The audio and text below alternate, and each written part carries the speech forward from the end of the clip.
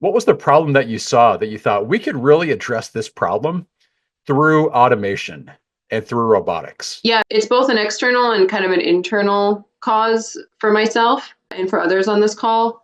So I'll start with, the US ranks pretty low health quality scale as far as a developed nation. And there's a number of barriers. One of them being healthcare costs are usually pretty high. Matt and myself both have households that are above the average from an American household. We just have lots of kids running around.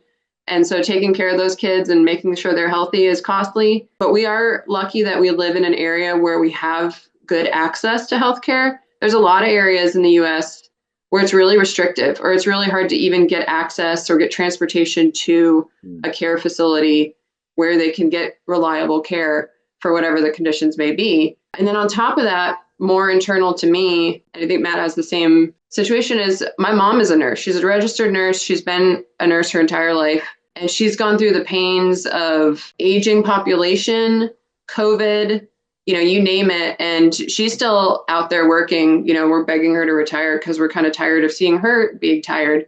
And she's at the age where she should get to relax, but she's just got a heart for providing care. And so it's then really hard to watch her get run down day in and day out and work so hard to make sure that her patients are taken care of. And so those were reasons we thought, we have these automation capabilities and we know how to deploy them in certain industries. We should be able to do it for hospitals. So we should be able to provide better care to the patients and better outcomes for them, as well as benefits for the providers.